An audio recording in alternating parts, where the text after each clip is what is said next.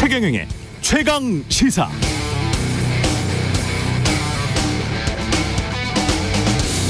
네, 지금은 이재명 당대표에 대한 뉴스들이 뒤덮고 있습니다만 비슷한 시점에 재산 증여, 주식 파킹, 쿠데타 용인 등 대법원장이나 세계부처 장관 후보자들에 대한 각종 의혹이 있었고요. 그보다 앞서서 해병대 수사단장에 대한 대통령실 외압 의혹도 있었고 다 의혹입니다. 그전에는 방통위원장 아들 학폭 의혹, 공영방송 장악 논란, 잼버리 대란, 검찰 특활비 의혹 등이 있었죠. 비슷한 시기 과학기술 개발 예산 삭감 논란, 오송 지하차도 참사가 있었습니다. 대통령 장모가 법정 구속되기도 했었네요. 물론 과거부터 쭉 있어온 김건희 여사 주가 조작 의혹이나 논문 의혹도 결론이 난 것은 아니죠. 그러고 보니 양평고속도로 변경 의혹도 어디론가 사라져버렸군요. 그리고 이걸 채운 게 이재명 당대표 그리고 김만배 신앙님 사건 등이었죠. 어떤 것들이 사형에 처할 만한 국기문란 혐의가 있는 것인지 다라면 다 조사 수사 논의에서 진실을 가리고 국정을 바로잡아야 하는 것은 아닌지, 또 뭐가 중요한지는 언론사 각자의 몫일 텐데 우리는 왜 대다수의 언론이 비슷한 의제를 비슷한 비중으로 동시에 설정할까요? 그것이야말로 미디어 스핀 닥터의 출중한 역량인가? 그런 의문이 들었습니다. 네, 안녕하십니까. 9월 26일 세상에 이익이 되는 방송 최경영의 최강시사 출발합니다. 저는 KBS 최경영 기자고요. 최경영의 최강시사 유튜브로도 실시간 방송합니다. 문자 참여는 짧은 문자 50원, 기본자 100원이 드는 샵9730 콩오플 무료고요. KBS 1라디오 채널 정치경제 사회문화 등 다양한 명품 콘텐츠가 있습니다. 구독과 좋아요 댓글 많이 부탁드립니다. 오늘 최강시사 김웅 국민의힘 의원, 김동연 경기도지사 그리고 윤여준 전 장관 차례로 만나보겠습니다.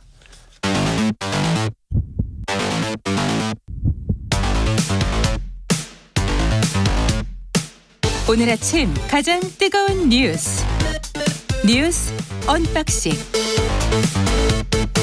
자, 뉴스 언박싱 시작합니다. 민동기 기자, 김민하 평론가 나와 있습니다. 안녕하십니까? 안녕하십니까? 오늘 구속영장 실질심사에 출석을 합니다. 이재명 민주당 대표. 오전 10시 서울중앙지법에서 열리고요. 예. 일단 지금 언론 보도를 종합을 해보니까 혼자 거동이 어려운 상태이기 때문에 휠체어에 앉거나 지팡이를 짚은 채 심사받을 가능성도 있습니다. 어제 이재명 대표가 대의원들에게 추석 편지를 보냈거든요. 어떤 고통도 역경도 마다하지 않겠다. 사직생의 각오로 국민항쟁에 맨 앞에 서겠다. 이런 입장을 내놓았습니다. 보통 검찰이 영장심사 출석 피의자를 검찰청으로 불러서 구인장 집행한 다음에 법정으로 후송을 하지 않습니까? 그렇죠.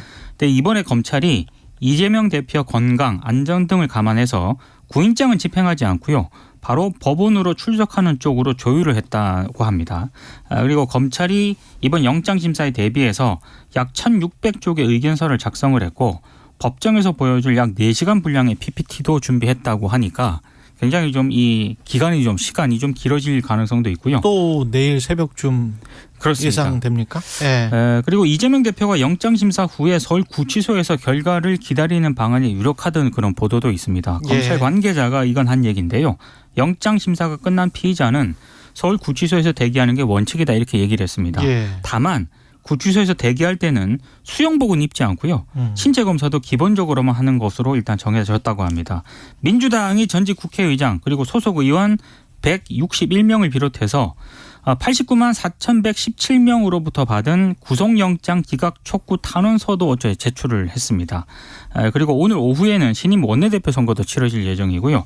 관련해서 국민의힘은 영장실질심사에 대해서 정치권이 집단의 힘으로 압력을 행사하는 것은 사법부의 독립성을 침해하는 심각한 문제다라고 비판을 했습니다. 지금 이제 검찰은 증거인멸 여부에 대해서 굉장히 이제 초점을 맞춰서 주장을 할 것이고 지금 말씀하신 대로 이제 민주당이 뭐 이렇게 탄원서 내고 이런 것도 다 이것도 이제 어떤 증거인멸 시도이다. 이게 증거인멸 프레임으로 다 설명할 걸로 보여요. 영장실질심사에서. 구속영장이니까요. 그렇죠. 구속이 필요하다, 필요하지 않다. 그렇죠. 여기에 관한 논박이니까. 그렇죠. 그리고 특히 이제 위중교사 의혹과 관련돼서 이게 이제 검찰이 갖고 있는 녹취록이 있는데 이거의 의미가 뭐냐 이걸 갖고 쟁점이 크게 형성될 것 같은데 그러니까 이 녹취록의 내용은 이재명 대표가 이제 본인이 이제 연루돼 있는 그 과거에 이제 검사 사칭 의혹 있지 않습니까? 그게 이제 다시 선거에서 논란이 되니까 그거에 대해서 그때 이제 직접적으로 사칭한 건 아니었다라는 취지의 어떤 증언을 누군가에게 쉽게 해달라라고 요청하는 그러한 이제 음성이 있는 그런 녹취록을 물증으로 갖고 있다라는 건데 이재명 대표는 그 얘기가 지금 이 위증을 교사한 게 아니라 진실을 말해달라는 취지였던 것이다. 그러니까 말의 맥락이 다르다.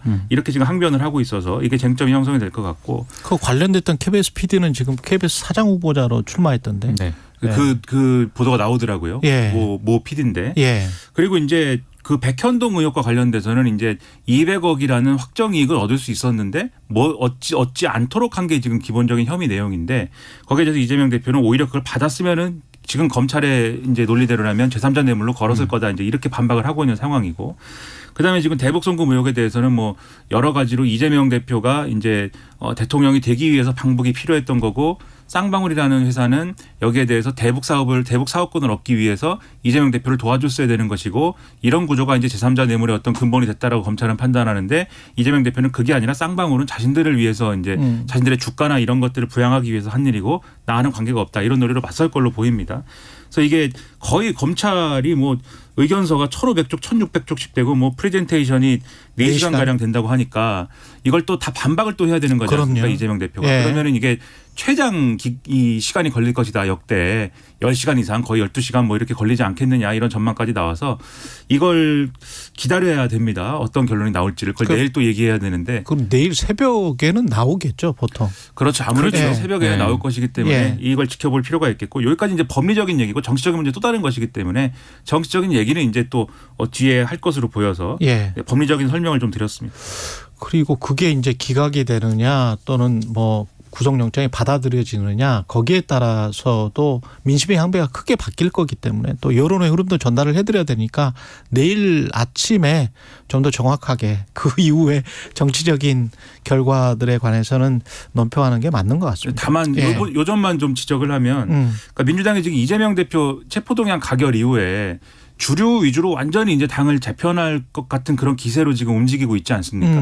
뭐 지금도 어쨌든 주류가 아닌 것도 아니지만 근데 그런 상황에서 사실 이게 과하다라는 지적들이 있어요. 언론에 대해서는. 네. 예를 들면 하는 방식이나 이런 게 원내대표 선거에 나가려면 충성맹세해야 되고 뭐 이런 분위기 아니냐라는 거거든요. 지금. 예. 근데 그거는 과하지 않느냐. 그래서 경향신문 같은 경우에는 사설에서 이 이재명 대표가 어쨌든 이 실질심사를 받고 끝나면 신문을 마치게 되면은 첫 메시지는 통합, 쇄신 이런 거여야 된다. 어쨌든지 간에 그렇게 해서 뭔가 이렇게 포용력도 발휘해야 되고 지금까지 이 상황에 대해서 이재명 대표의 정치적 책임도 없는 것도 아니기 때문에 그러한 모습으로 가는 게 좋지. 총선까지 계속 이제 예를 들면은 이 민주당이 내부에 배신자 색출하고 그다음에 내부에 뭐 다양한 의견도 있는 건데 그거 자체를 이제 막으려고 하고 그 분열을 과속화시킬 수 있는 그런 행동들이 주류건 비주류건 간에 나와서는 민주당 전체적으로 봤을 때는 그렇게 좋은 거는 아니겠죠. 민주당 입장에서는. 그렇죠. 그러니까 예. 국민들이 볼 때 민주당이 어쨌든 이런 여러 가지 과정을 거치면서 서로 안 싸울 수는 없는 건데 예. 싸우더라도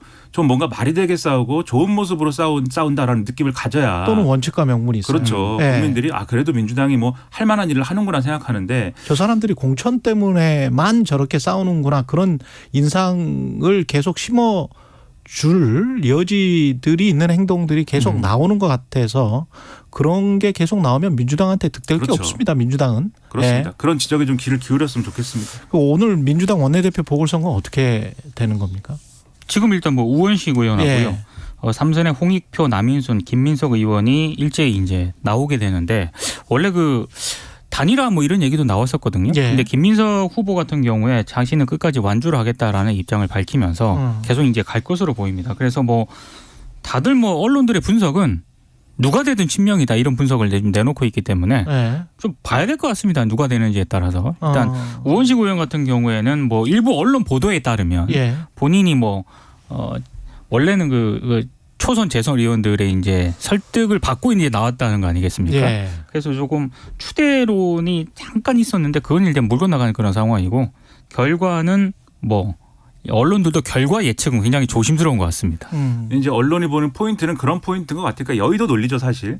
그러니까 이재명 대표가 만에 하나 이제 구속이 되는 경우에 원내대표가 어쨌든 실질적인 당을 좀 당의 지도자 역할을 해야 되는 그런 상황이 되는데 그럴 경우에 예를 들면 주류가 볼 때는 가장 믿을 만한 사람이 원내대표가 되는 것을 바랄 것이다. 그래서 이 4명 중에 가장 이제 믿을 만한 사람이 누구냐 이런 논의 구조인 것 같다라는 이제 언론의 분석이거든요. 그러다 보니까 이 4분 중에 예를 들면 김민석 정책위원장의 경우에는 가장 강하게 지금 이재명 대표 중심으로 총선 치른다는 원칙을 우리가 공동 천명하자 이렇게까지 얘기를 하고 있는 상황이고 나머지 의원들도 이제 기본적으로는 이재명 대표를 지키자 이런 분위기예요. 근데 다만 이제 이게 실제 의원들의 마음속으로 돌아가면 이제 그 구도일까? 그거는 다시 한번 왜냐하면 원내대표 선거만큼 몰라요. 어려운 선거가 없어요 사실. 그렇죠. 그러니까 의원들의 마음속에서 각자 갖고 있는 생각은 뭐고 그것에 따른 표심이 어떻게 표출될까는 뚜껑을 열어봐야 알 수 있을 것 같습니다. 예. 갑자기 지난번에 국민의힘 당대표 선거가 생각이 나네요. 그때도 나경원도 사실은 친윤이잖아요. 그렇죠. 예, 김기현도 친윤이고 다 친윤이었고 거기에서 비윤이라고 할 수 있는 사람은 쫓겨난 이재명이란다. 이준석밖에 없는 거 아니에요. 그죠? 또 있었나? 이제 과정에서 이제 이 논란이 됐던 인사들은 예를 들면 안철수 있었죠. 안철수 의원 같은 안철수도 경우에도 본인도 친윤이라고 그랬어. 그렇죠. 안철수 의원 같은 경우에도 정권을 공동 창업했다. 그렇지. 이제 이렇게 주장할 수 있는 위치인데. 근데 누가 되느냐에 따라서 약간씩의 어떤 뉘앙스가 달랐거든. 그렇죠. 사람들한테는 그걸 생각해 보면 되겠네요. 네. 원내대표도. 예. 예, 기맹청문회 관련해서 일정을 못 잡습니까? 다른 그러면 장관들도 못 잡는 거예요? 아니면 기맹만 못 잡는 거예요? 지금 기맹 후보자만 못 잡았습니다. 예. 그러니까 국회 여성가족위원회가요. 기맹 후보자에 대한 인사청문회 날짜를 정하지 못했는데요. 이게 지금 신원식 국방부 장관 후보자 같은 경우에는 내일 인사청문회가 예정이 되어 있고 유인촌 문체부 장관 후보자는 10월 5일로 예정이 되어 있거든요. 근데 기맹 후보자만 일정을 못 잡았습니다. 왜냐하면 국민의힘에서는 인사청문회를 추석 연휴 전에 하자 이렇게 주장을 해왔었고 민주당은 추석 연휴 이후에 하자 이 의견이 대립이 되었습니다. 이건 이제 접점을 못 찾았는데요. 근데 청문회를 하려면 오늘 아니면 내일 전체 회의를 열어가지고요. 최소한 다음 달 4일에서 6일 가운데 청문회를 하는 것으로 의결을 해야 됩니다. 이게 왜 그러냐면 다음 달 10일부터 국정감사가 시작이 됩니다. 그러니까 이제 특히 여가위 같은 경우에는 여러 상임위 소속 의원들이 겸임하는 상임위이기 때문에 이게 국감 기반 중에는 청문회 일정을 조율하기가 거의 어렵다고 보면 되거든요. 예. 그래서 민주당이 다음 달 4일부터 6일에 청문회를 열자고 여당에 제안을 하고 있습니다만 국민의힘이 적극적으로 협상에 나서지 않고 있는 그런 상황입니다. 그래서 일각에서는 오늘 언론 보도를 보니까 차라리 그냥 청문회 열지 않고 그냥 가자는 그런 분위기가 국민의힘 일각에서 그런 기류가 감지가 되고 있다. 이런 언론 보도도 있고요. 청문회가 안 열었던 적도 있어요? 그러니까 헌정사상 초유가 워낙 많기 때문에 그렇습니다. 예. 기록 세우죠. 이번에 한번. 근데 민주당도 지금 원내 지도부가 이 문제를 조율해야 되지 않습니까? 근데 원내 지도부가 지금 총사퇴를 한 그런 상황이기 때문에 만약에 오늘 원내대표가 이제 선출이 되면 가장 먼저 이 문제의 협상에 나서서 여당과 합의를 이뤄내야 하는 그런 상황입니다. 그러니까 그 청문회를 예를 들면 안 한다라고 하면 가령 이 후보자가 너무 훌륭한 분이어서 우리는 검증이 필요도 없습니다. 야당이 이렇게 얘기를 하면 그럼 청문회를 안 하는 게 될 수도 있겠죠. 훌륭하네요. 근데 그게 아니라 지금 검증해야 될 일이 너무 많지 않습니까? 이분의 경우는. 그러니까 위키트리라는 뉴스 사이트를 운영하는 회사의 경영진으로 있었던 것인데 여러 가지 논란들이 있어요. 예를 들면 이른바 이제 주식 파킹 의혹. 그러니까 본인이 청와대 대변인 가기 전에 다른 사람한테 주식을 사실상 이제 좀 맡겨놓은 것처럼 맡겨놓은 거는 본인 아니라고 하는데 사고 판 것이다라고 하는데 그런 것들을 이제 신우이에게 이제 좀 판다든지 또는 공동 창업자가 역할을 얘기한다든지 이런 걸 통해서 어쨌든 이 이해 충돌 여부에 대한 어떤 그런 것들을 피해간 거 아니냐라는 이제 의혹이 있고 본인이 이제 양성평등 원장 이거 하면서 위키트리라는 사이트에 대해서 그것에 대한 활동을 홍보하는 방식으로 본인이 스스로 기사 비슷하게 써가지고 올린 거 아니냐. 그런데 거기에 대해서도 이제 그렇지 않다. 그 당시 시스템이 이제 본인이 기사를 올리는 그런 시스템은 아니었다라고 설명하고 있는데 그것도 이제 의혹이고 이 정부는 얼마나 가짜 뉴스에 대해서 굉장히 이제 엄벌주의 아닙니까? 가짜 뉴스가 아닌 것도 다 가짜 뉴스라고 주장할 기세로 이렇게 하는데 이런 뉴스 사이트를 운영한 게 하나의 흠이 안 된다는 것도 좀 의문이고 가짜 뉴스가 바이든 날리면은 가짜 뉴스예요, 뭐예요? 그러니까 그거는 가짜 뉴스라고 주장하는 게 저는 가짜 뉴스가 아닐까. 주장을 하고 있죠. 이 땡땡이라고 한 거는 맞죠. 그거는 왜냐하면 그거는 아니라고 하는데 그러면 뭐라고 한 것이냐는 얘기를 안 하니까 얘기를 안 그것도 하고 모르겠고. 있었죠. 그럼 정부가 아니라고 했으면 가짜 뉴스인 겁니까? 그러니까 그게 이제 논란을 빚고 있는 대목입니다. 그래서 그런 스탠스인데 이 사이트의 운영진이었던 거에 대해서 어떤 책임이나 이런 것들도 정부는 생각하지 않고 지명을 했다. 이런 것들도 한번 따져 물어야 될 것 같고 그 외에 여러 가지 얘기가 있어요. 근데 이런 것들 검증 안 한다는 건 말이 안 되지 않습니까? 청문회를 당연히 해야죠. 청문회를 했으면 좋겠습니다. 예. 그리고 신원식 장관 후보자, 국방부 장관 후보자죠. 5.16에 혁명적 요소가 있었다. 이 이야기는 언제 또 했다는 겁니까? 그러니까 이제 국회에 서면 답변서를 제출을 했거든요. 아, 서면 답변서를 제출을 했는데 예. 5.16은 군사 반란이다 이렇게 얘기를 하면서도 그 이후에 농업 국가에서 산업 국가를 발전했다는 점에서 혁명적 요소가 있다고 생각한다. 이런 얘기를 했습니다. 근데 이게 2019년 유튜브 방송에 출연해서 비슷한 얘기를 했거든요. 군사 반란을 해야 산업혁명이 일어나요? 그래서 이제 이걸 가지고 논란이 제기가 됐을 때 그때 신 후보자가 이런 얘기를 했습니다. 유튜브 방송의 앞뒤가 편집이 돼서 오해를 불러일으켰다 이렇게 얘기를 했었는데 정작 국회에 제출한 서면 답변서를 보니까 별 차이가 없는 것 아니냐 이런 지적이 나오고 있고요. 그리고 윤석열 대통령이 공산 전체주의를 맹종하며 조작 선동으로 여론을 왜곡하고 사회를 교란하는 반국가 세력들이 여전히 활개를 치고 있다라고 발언을 하지 않았습니까? 예. 이 발언에 대해서 신 후보자는 동의한다라고 얘기를 했고요. 특히 현재 야당이 종북 세력, 좌익 세력이라고 생각하느냐라는 질문에 우리 사회 곳곳에 종북 세력, 좌익 세력이 활동하고 있다고 생각한다라고 답을 했습니다. 그리고 문재인 어떻게 해야 되지? 그러면 종북 세력, 좌익 세력이 활동하고 있는데 뭐 때려잡아야 된다는 때려잡아야 그런 되겠죠? 얘기 아니겠습니까? 예. 뭐 그렇게 해석이 되고 있고요. 그리고 누구야? 종북 세력, 좌익 세력. 저도 궁금합니다. 예. 과거 구구단체 집회에서 문재인 전 대통령 언급한 거 있지 않습니까? 모가지를 따는 것은 시간 문제다라고 예. 발언한 것은 문재인 정부의 국방 정책이 우리 국방에 매우 부정적인 영향을 끼쳤다는 점을 지적하는 취지였다라고 해명을 하면서 야인 시절 개인 신분으로 했던 일부 과한 표현에 대해서는 유감을 표한다. 이런 얘기를 했습니다. 그 야인이라는 게 본인이 삼성장군 출신인데 그게 삼성장군 출신이 아무 곳에서나 아무 말을 떠벌려도 되는 겁니까? 장관을 맡기 전은 야인 시절인가? 이거는 좀 다른 아니 제가 KBS 기자인데 KBS 기자를 그만두고 다른 데 나와서 뭔가 이야기를 하면 그것도 아마 큰 문제 될 걸요. 그럼요.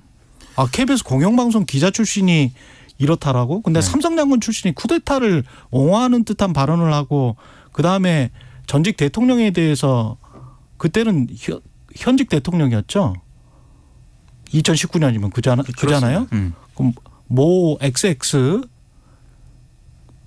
네. 이게 야인이 네, 거의 삼성장군 출신이 야인이라는 이야기는 처음 들었어요. 근데 예. 거의 뭐 야인 시대죠 이게. 네. 예. 왜 이게 예를 들면은 윤석열 대통령을 지난 이제 대선에서 뽑았던 보수적인 유권자층 중에 상당수는 예를 들면은 문재인 정권이 너무 이념적으로 한쪽으로 막 기울어져서 그것을 바로잡아줬으면 좋겠다라는 마음을 가지고 투표를 했을 겁니다. 그리고 그 취지는 이 전 정권이 너무 좌측으로 기울어져 있기 때문에 이번 정권은 완전히 우측 끝까지 가버려야 되겠다 이런 마음으로 찍은 게 아니라 좀 중간에 있었으면 좋겠다. 뭔가 포용과 통합과 그다음에 어떤 국민의 총의를 모으는 그런 정권이었으면 좋겠다. 이런 마음을 가지고 찍었을 거 아니에요. 근데 대통령 후보도 그런 이야기를 했어요. 그렇죠. 윤석열 그렇죠. 대통령 후보도. 그렇죠. 예. 근데 막 이런 발언을 하는 분이 국방부 장관 후보자고 역사적으로 완전히 오른쪽 끝에 가 있는 분들을 자꾸 기용을 하고 이렇게 되면 국민들 입장에서는 내가 한 표 던진 거 속았구나. 내가 배신당했구나. 이렇게 느끼지 않겠습니까? 아니 뭐 당연히 이렇게 물어볼 수밖에 없어요. 그러면 임명권자인 대통령도 똑같은 생각을 가지고 있느냐. 언론에서는 이렇게 물어볼 수밖에 없는 거예요. 신원식 장관 후보자와 똑같은 생각인 거냐 다시 한번 물어볼 수밖에 없는 거죠. 그렇죠. 그리고 그렇게 물어보면은 일만 잘하면 되는 거 아니냐라는 식인데 이거는 5.16이라든가 12.12에 대한 평가는 국방부 장관의 임무라든가 하고 굉장히 밀접하게 연관이 있습니다. 아니 총뿌리를 국민들에게 다시 돌리는 군사 반란을 옹호하는 사람이 국방부 장관이 되겠다고 하는 게 어떻게 이게 말이 되는 겁니까? 민주주의 국가에서. 그렇죠. 그래서 우리는 어쨌든 21세기를 살고 있지 야인 시대가 아니다. 지금이 야인 시대가 아니기 때문에 야인 시대로부터 벗어나야 된다 이렇게 말씀드립니다.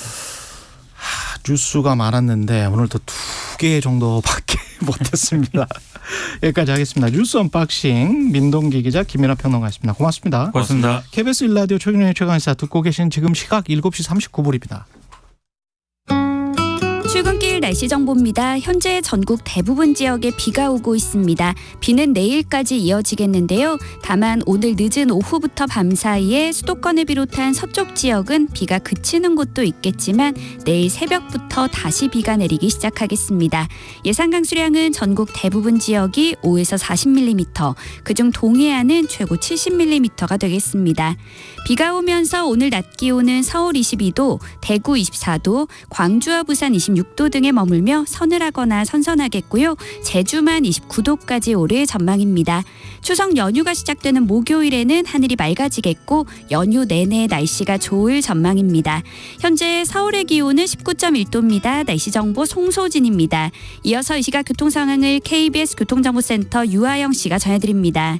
네, 이 시각 서울 시내에서는 강변북로 구리 방향 행주대교에서 동작대교까지 막히고요. 1시간 5분 정도 걸리겠습니다. 올림픽대로를 이용하더라도 1시간 정도 걸리겠고요. 고속도로는 영동고속도로 강릉 쪽으로 총 18km 막히는데 반월터널에서 부곡까지와 용인에서 양지터널까지 밀립니다. 수도권 제1순환고속도로 구리에서 판교 방면, 구리부터 상일까지 막히고요. 중앙고속도로 춘천 쪽으론 삼락에서 대저 분기점까지 밀리고 동명동호에서 다부터널까지 정체입니다. KBS 교통정보센터였습니다. 오늘 하루 이슈의 중심. 당신의 아침을 책임지는 직격 인터뷰. 여러분은 지금 KBS 1라디오 최경영의 최강시사와 함께하고 계십니다. 네, 오늘은 김웅 국민의힘 의원 스튜디오에 모셨습니다. 정치인이 되기 전 검사내전 기억하시죠? 책으로 유명했는데 최근 대담집 달려라 김웅이 출판이 됐습니다. 제가 지금 가지고 있는데 검사내전 이후 5년 어떤 꿈을 꾸고 있는지 김웅 의원 모셨습니다. 안녕하세요. 예, 반갑습니다. 예, 방송 출연은 굉장히 오랜만이시고 최강시사는 처음이신 것 같은데. 그런 것 같아요. 예, 그죠. 예. 우리 제작진이 많이 요청을 했을 텐데, 책 나오니까 나오시네. 당연하죠. 저희 출판사한테 좀 미안하기 때문에. 예, 고발사주 의혹과 관련해서는 최근 방송 인터뷰에서 치매 김웅이라는 이름이 남았다. 치매 김웅 기억이 나지 않으십니까 아직도? 일단은 저 진짜 할 말이 많은 게. 그 고발장 내용들은 다 사실로 밝혀졌고 사실 그 최강욱 의원도 처벌을 받았지 않습니까? 그런 상황에서 이제 누구한테 받았는지 기억이 안 났다는 거예요. 그거는 사실 기자한테 취재원이 기억나느냐라고 묻는 거하고 똑같은 거죠. 정치인에게 제보자가 기억나느냐라고 물어봤을 때 정치인이 할 수 있는 답이라는 것은 하나밖에 없는 거 아닌가요? 그러네. 그리고 그래서 치매 기붕이라는 소리는 들었습니다만은 저는 굴하지 않는 게 안면 인식 장애 있으신 분도 당 대표도 하고 그러시기 때문에 역시 반사공법 반사 신공이라고 하죠. 예, 서로 간에 진짜 반사 신공이 대단한 지금 정치 몇 년 동안 계속 이렇게 되고 있네요. 예, 지금 4년 동안 정치 이번에 처음 입문하신 거죠? 그렇죠. 예, 어땠습니까? 저희 이제 밖에서 보니까 정치가 문제가 좀 있다 생각을 했는데요. 좀 고치고 싶다고 생각해서 했을 거 아니에요. 근데 안에 들어가서 보니까 문제가 진짜 많더라고요. 근데 그걸 고치기가 힘들던가요? 힘들어요. 그렇게 그냥 같이 그냥 되든가요? 그게 구조 자체가? 그 안에서도 보면은 정치인들도 여럿 보면은 뭔가 변화하고 바꾸고 싶어 하는 분들이 많아요. 실제로. 그런데 지금 우리나라 환경이나 지형 자체가 매우 어려운 그런 지형입니다. 그러니까 예를 들면 이런 거죠. 우리나라가 지금 사실 여러 가지 원인에 의해서 대통령이 너무 권한이 강합니다.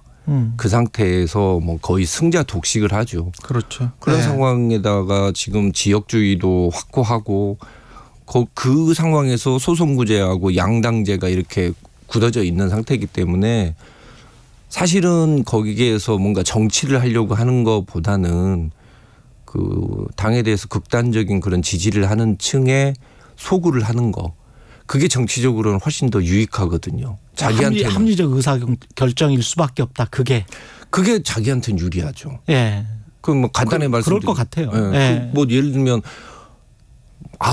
예를 들면 그래 저 사람 합리적이고 괜찮은 것 같아라고 이야기를 하지만은 어차피 그 사람들이 표를 주지는 않거든요. 맞아요. 그러니까 당내 경선을 뚫어야 되는데 그렇지. 당내 경선에서는 무조건 극단적이어야 됩니다. 그러니까 당원들은 극단적인 사람이 정의롭고 잘 싸운다고 생각을 해요. 그러니까 사실은 정치를 버리고 그런 정말 어떻게 보면 국민들이 눈살을 찌푸리게 하는 그런 말들 그런 행동들을 하는 게 본인이 재선을 하고 다음번 국회의원이 되기에는 유리한 환경이죠 지금. 민주당 상황부터 먼저 짚어보겠습니다. 예. 현안으로 가서 이재명 대표 같은 경우에 오늘 구속 여부는 어떻게 전망하세요? 이 전망이 가능합니까? 일단 뭐 그건 아무도 모르는 것이긴 한데 뭐 저는 이제 과거에 이제 검찰에 있었을 때 구속영장 청구하면은 거의 한 90% 이상씩 이렇게 발부가 됐었습니다. 그래서 저 나름대로 거기에 대한 감은 있다고 생각하는데 제가 보기에는 구속영장 발부될 가능성이 매우 높다고 봅니다. 왜냐하면 처음에는 사실 이 사건 같은 경우는 범죄 혐의가 다 소명이 됐고 증거도 이미 다 확보가 된 상태거든요. 물론 이재명 대표 측에서는 이제 뭐 증거가 없다라고 이야기를 하지만 뭐 쌍방울 그 대북 송금 사건 같은 경우에는 관련자가 전부 다 진술을 다 끝냈고 게다가 본인이 그 결제를 했던 그 물증까지 있거든요. 그 상황에서 증거가 없다라고 이야기하는 건 마치 살인자한테 가서 목격자 진술도 있고 살인에 사용했던 칼도 있습니다. 이렇게 제시를 했는데요.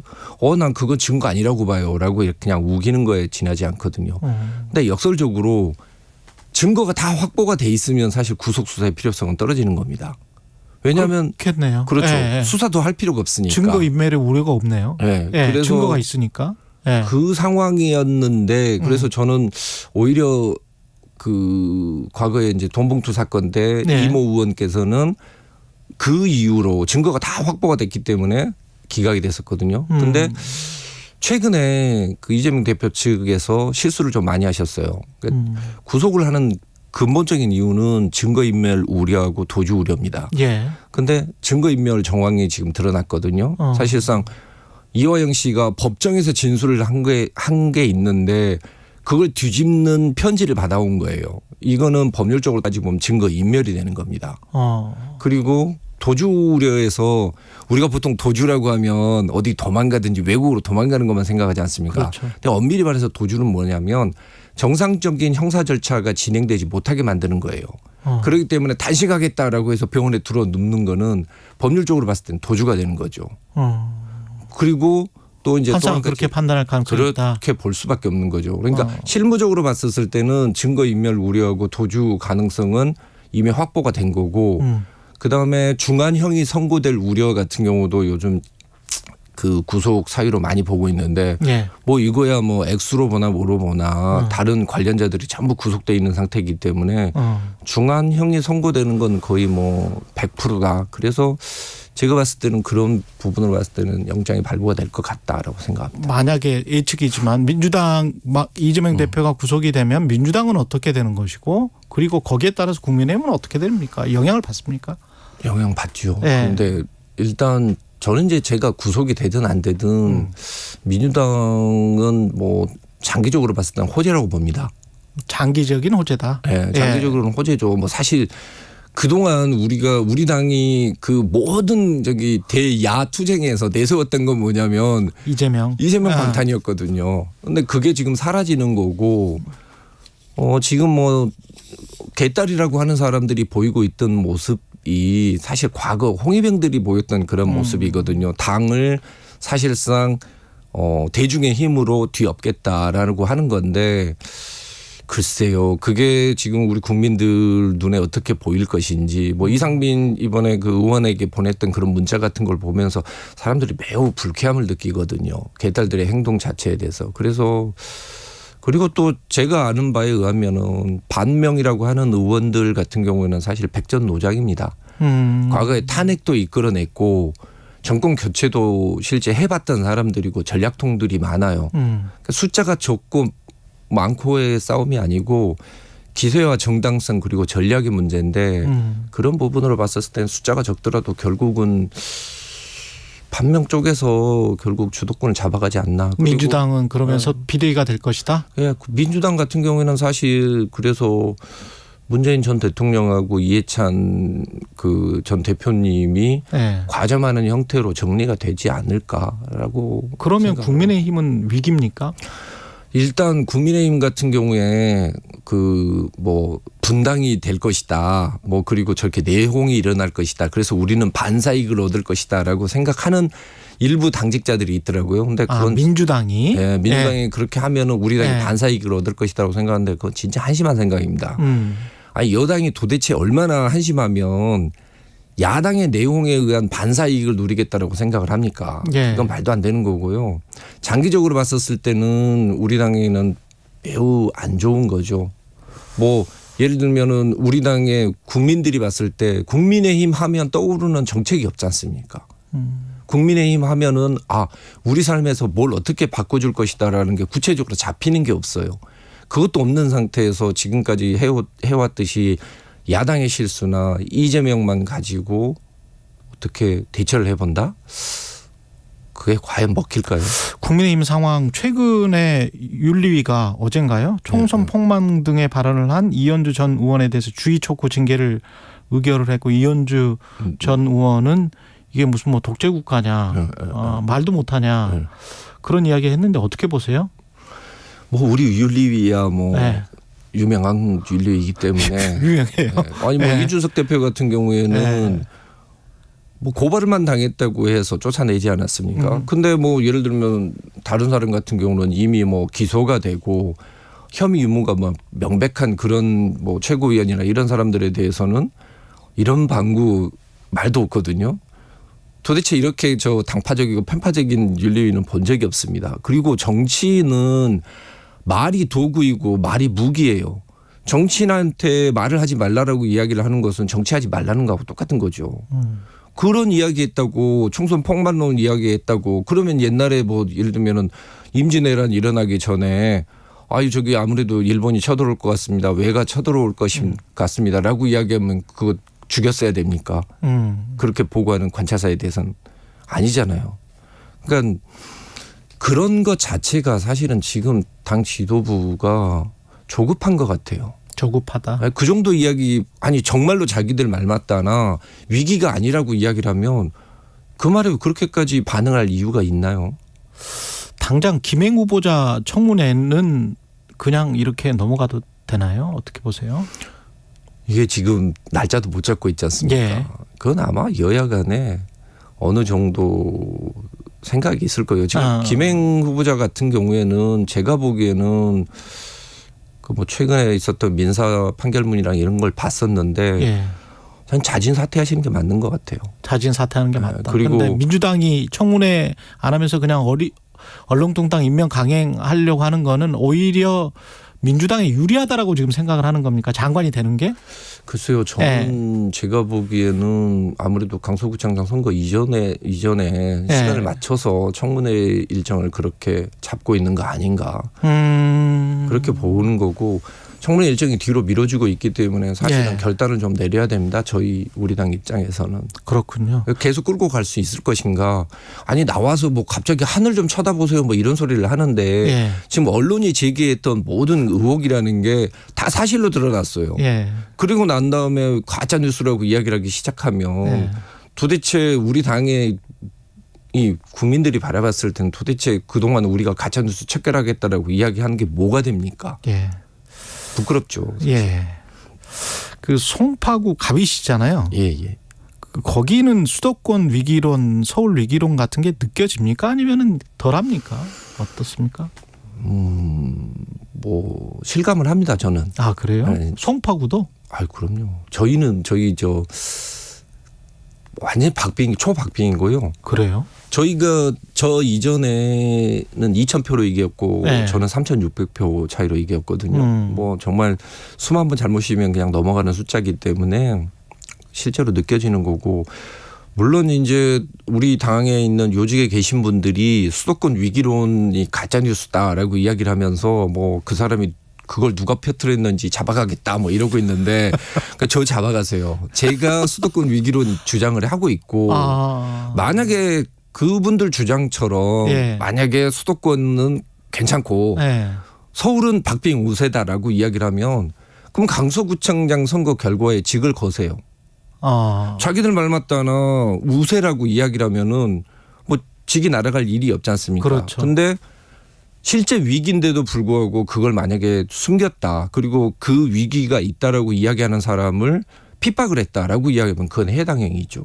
강서구청장의 결과가 나오면 좀 더 명확해질 것이다. 그렇죠. 예. 그리고 저는 강서구청장 선거 결과 나오면 거기에 따라서 책임을 져야 된다고 생각합니다. 당 지도부뿐만 아니라 그리고 지금 뭐 수도권 위기로는 가짜다라고 주장하는 사람들은 그 당의 그 중요한 그 지도부에서 물러나야 된다고 생각합니다. 국민의힘도 총선 앞두고 비대위가 될 가능성도 있다. 강서구청장 선거에 따라서 결과에 따라서. 그렇죠. 왜냐하면은 수도권 위기로는 없고 우리가 우세하다라고 주장하고 있는 대표부를 가지고 예.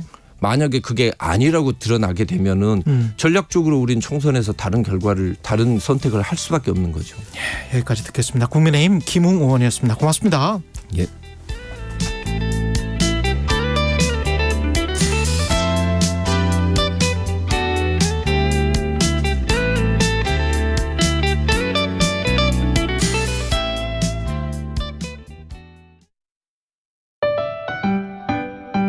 (2023) KBS 1라디오 연중기획 낮은 목소리 당신의 목소리를 들려주세요.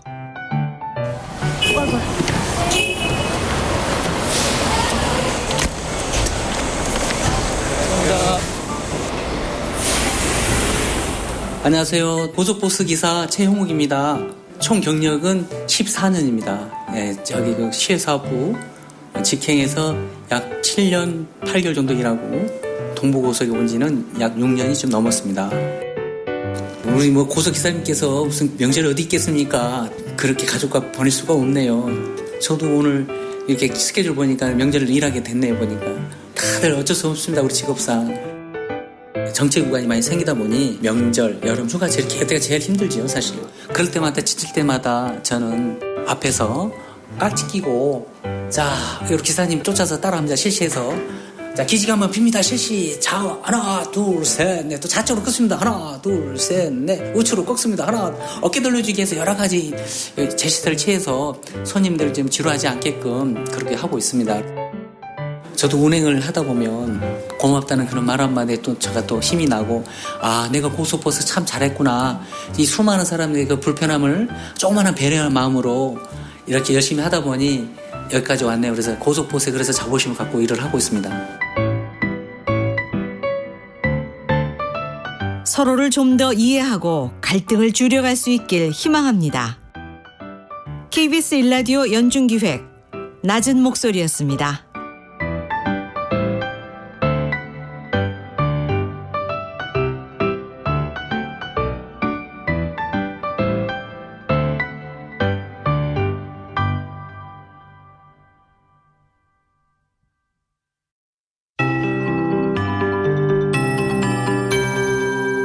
KBS 58분 날씨.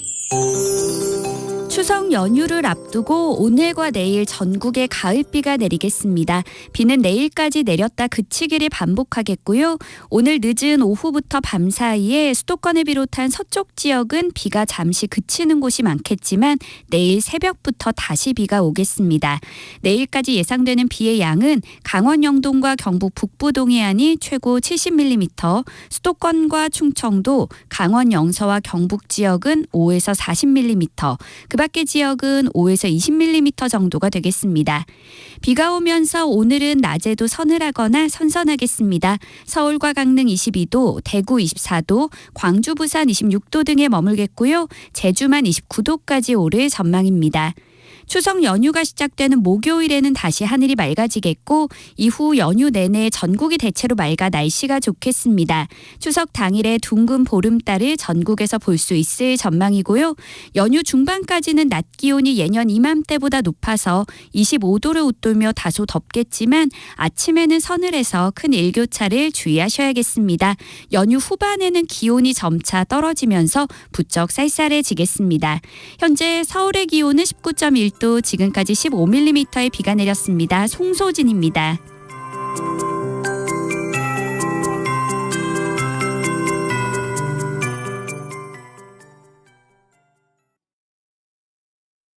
정성을 다하는 국민의 방송 KBS가 8시를 알려드립니다.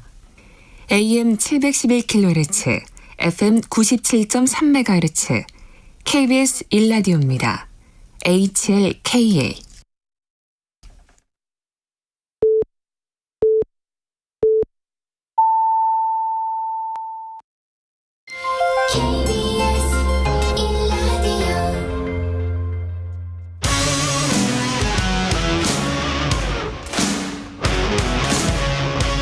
오늘 하루 이슈의 중심 최경영의 최강 시사. 네, 차기 대권 주자로 불리는 김동연 경기도지사 최근 조용한 행보를 이어가고 있는데요. 예, 너무 조용하셔서 궁금해서 모셨습니다. 예, 안녕하십니까? 네, 안녕하십니까? 예. 예, 도전히 집중하고 계시는데요. 예, 정치 현안에 대한 별다른 발언은 안 하시는 것 같습니다. 제가 조용하지 않고 상당히 시끄럽게 하고 있는데 어제도 저희가 네. 저 의정부에서 그 경기 북부 특별자치도 비전 발표를 했고요. 그럼 따로 이거는 특별자치도를 만드는 거예요? 경기 그렇습니다. 예. 경기도 북부에 지금 경기도 31개 시군 중에서 10개 정도가 북부에 있는데 북부의 인구가 360만 명이 넘습니다. 지금 세 번째로 큰 도인 그 경상남도 인구가 한 335만 그보다 더 많습니다. 그리고 경기 북도가 그동안에 이 중첩 규제, 수도권 또 이 군사보호구역으로 발전을 못했는데 제가 보기에는 이 인구와 잘 보존된 자연에서 대한민국 성장의 그 중심이 될 수가 있습니다. 그래서 어제 경기 북부 특별자치도 비전 발표를 하면서 북부 개발에 대한 그 앞으로의 꿈과 우리 전략을 발표를 했거든요. 아주 시끄럽게 요란스럽게 했습니다. 이거는 뭐 국회에서 뭔가 통과를 시켜줘야 되는 거 아닙니까? 그렇습니다. 그렇죠? 오늘 방송 끝나고 제가 행안부 또 국무총리 뵙고 주민투표를 먼저 해야 됩니다. 경기도민 주민투표를 먼저 해야 되고 그다음에 주민투표가 끝나서 이제 지지를 받게 되면 국회에서 이제 법이 통과를 해야 되는데 국회에 이미 법은 나가 있습니다. 경기도는 최근에 지난주에 지금 추경을 한 것 같은데요. 경기도 의회 문턱은 넘었고 어디에 주로 중점을 두셨어요? 우선 추경 통과에 있어서 첫 번째로는 여야 합의 간에 제가 통과를 시켰습니다. 지금 우리 경제가 1%대 성장으로 떨어졌거든요. 그렇죠. 지난 30여 년 동안에 대한민국 경제가 1% 성장한 것은 두 번의 경제 위기야 팬데믹 때 외에는 없습니다. 아직도 많은 분들이 1% 성장이 우리에게 주는 의미를 잘 모르고 있는데 굉장히 어려운 상황이 예상이 되고 특히 통계와 상관없이 민생과 현장은 정말 어렵습니다. 그렇기 때문에 이번 저희 추경은 이와 같은 어려운 경기를 좀 진작시키고 또 어려울수록 가장 고통을 먼저 받는 취약계층 을 돕기 위한 추경을 만들었고 저희도 중앙정부처럼 세수가 많이 부족합니다. 그렇지만 이번에 가용할 수 있는 재원을 다 동원을 해서 저희는 확대 추경을 했습니다. 추경 부총리가 추경 정부 취임부터 계속 추경 그다음에 균형재정 추경 반대 균형재정 이걸 계속 외쳤잖아요. 이 기조는 맞다고 보십니까? 지금 같은 경제 상황에서? 잘못됐습니다. 잘못됐습니까? 저도 국가재정을 10년 이상 책임졌던 사람인데 지금의 상황은 돈을 써야 될 때입니다. 건전재정 좋은 얘기지요. 건전재정이 목표가 아니고 그건 수단 가치거든요. 그렇죠. 그러면 우리가 돈을 저축한다든지 건전하게 하는 건 왜 그러냐면 쓸 때 쓰기 위해서. 나중에 쓰려고. 그래서 지금이 쓸 때입니다. 쓸 때 안 쓰거나 또는 안 써야 할 때 쓰게 되면은 곤란을 겪게 되는데 지금 정부는 써야 될 때인데 안 쓰는 정책으로 하고 있어서 굉장히 걱정이 되고요. 우리 경제가 1% 성장을 하는데 성장은 크게 4가지로 구성되거든요. 소비, 투자, 순수출, 재정입니다. 지금 소비 줄고 투자 줄고 순수출은 지금 축소 균형을 하고 있거든요. 유일하게 남은 버팀목이 재정입니다. 그렇다면 이 재정의 역할을 적극적으로 해서 경기도 살리고 취약계층도 돌봐주는 그런 게 필요한데 이번에 경기도 추경이 그런 모습을 보였습니다. 중앙정부와는 전혀 다른 길을 저희는 가고 있다고 말씀드리겠습니다. 근데 추 부총리도 그거는 아실 텐데 기재부 차관을 하셨기 때문에 대통령의 기조 때문에 그럴까요? 어떻게 보십니까? 왜 이런 결정을 계속 하고 있다고 보세요? 전 정부에서 이제 확대 조정한 것에 대한 그 반발과 이런 게 큰 것 같아요. 예. 지난 정부를 돌이켜 보면은 후반기에 그 팬데믹으로 그 재정을 쓸 수밖에 없는 상황이었거든요. 그리고 이런 것까지도 그 이념 논쟁을 온다고 할까요? 어떤 교조주의적으로 예. 그런 걸 정해놓고 하다 보니까 이 돌이킬 수가 없는 것 같아요.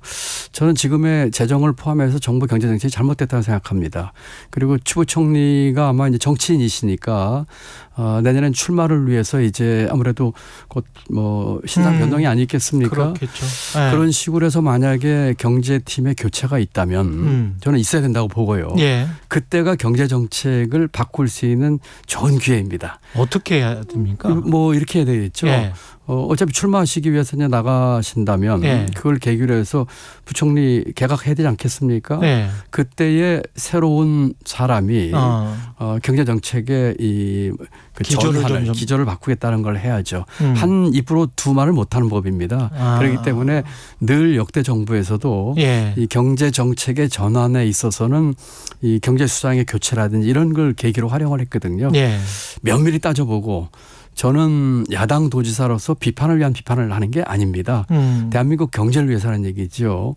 지금 재정이라든지 여러 가지 부동산 정책 또 대외 경제 정책 잘못된 게 많은데 적절한 기회에 경제팀 교체하면서 그때의 이 정책 방향을 전환했으면 하는 것이 저의 생산적인 고언입니다. 그게 될까요? 이번에 세계부처 장관 신원식 김행, 유인촌 2008년도로 돌아가는 것 같은데 거기다 신원식 장관 후보자 같은 경우는 뭐 쿠데타 용인 발언까지 했단 말이죠. 국방부 장관 후보자가. 이번에 그 세 분 하는 것을 보면서 예. 이게 장관이 아니라 이게 참 가관이구나 하는 생각이 들 정도입니다. 예. 국민을 너무 우습게 보는 것 같아요. 저희 그 지금 정부에서 똑똑하고 능력 있고 그런 사람 장관 안 뽑아도 좋습니다. 그렇지만 상식적이고 적어도 공익에 대한 헌신을 하겠다는 정도의 보통 사람이라도 좀 일하게끔 해줬으면 좋겠습니다. 이번 그 후보자들 보면서 국민을 너무 우습게 보고 있구나 하는 생각을 금할 수가 없더라고요. 예. 그리고 또 저도 개인적으로 걱정이 되는 게 이제 정부 정책 중에서 탈원전만 탈원전을 지난 정부의 탈원전을 비판하는 거는 뭐 정부의 정책 기조라고 치고요. 그러나 그게 에너지 전환 과정에서 그게 뭐 어떤 걸림돌이 돼서는 안 될 것 같은데 거기에 관한 로드맵도 지금 제대로 제시를 못하고 있는데 또 유엔 총회 기조연설에서는 무탄소 에너지 연합 결성을 제안을 했더라고요. 그러니까 우리나라는 지금 잘못하면 중국에도 추월당할 것 같은데 탄소 중립 정책과 관련해서 그 정부가 너무 느리지 않나 이 부분에 관해서 뭔가 명확한 로드맵이 있어야 될 것 같은데 보이는 게 없습니다. 느린 거라기보다는 잘못된 방향으로 가고 있습니다. 그 이 기후 변화 문제는 그 우리가 정면을 돌파하고 오히려 기회로 삼아야 할 중요한 이 전환점입니다. 예를 들어서 그 산업 시대에 그 박정희 대통령 때 우리는 중화학공업으로 그 일종의 게임 체인저를 만들었거든요. 그리고 김대중 대통령 때 초고속 그 망을 깔면서 게임 체인저를 만들었습니다. 그 당시에 산업화 시대, 정보화 시대의 대처는 가장 적극적인 대처 방법이었거든요. 지금 이제 기후변화 시대에 맞춰가지고 우리가 여기에 있어서도 그와 같은 것과 같은 대전환을 만들 힘든 일이지만 기회를 삼아야 되는데 지금 무탄소 지금 에너지 연합 그 유엔 총회에서 연설하고 이런 것들은 기존에 우리가 기후변화에 있어서 그 알리백 중심으로 가는 그 방향의 정면으로 잘못된 길이죠. 알리백은 신재생 에너지를 쓰겠다는 거고 무탄소 에너지 연합은 지금 그 탄소 안 쓰는 예. 그나마 원전을 염두에 두는 것 같아요. 그렇죠. 그런데 지금 이 알리백이 지금 국제 표준으로 자리를 잡고 있습니다. 앞으로 수년 안에 신재생 에너지를 쓰지 않는다든지 하는 수출 품목에 대해서는 수출하기 어렵거나 아주 큰 금액의 탄소세를 부과할 그렇죠. 수밖에 없거든요. 네. 만약에 이렇게 되게 되면 2040년에 우리 반도체 수출의 3분의 1이 길이 막힙니다. 그리고 많은 상품들이 그런 상황에 있는데 지금 그 무탄소 에너지 연합 뭐 CFA라고 하죠. 예. 지금 윤석열 대통령이 한 그런 방향으로 가겠을 경우에는 국제사회에서 뒤처질 뿐만 아니라 문제가 많게 되죠. 경기도는 이미 알리백 선언을 했고 예. 저희가 중앙정부가 하지 않으면 우리라도 하겠다고 해서 지금 이 기후변화에 대한 적극적인 대처를 도정의 가장 중심 방향의 하나로 잡고 있습니다.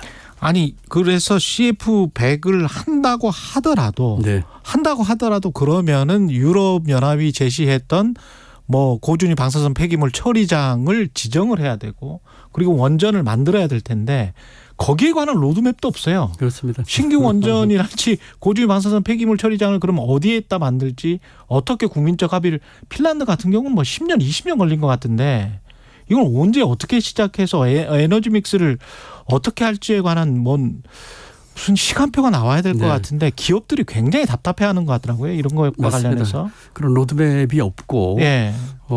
지난번에 발표한 탄소 중립 관련된 기본 계획도 보면 모든 그 계획을 이번 정부 이후로 미뤘습니다. 75% 이번 정부 이후로 미뤘습니다.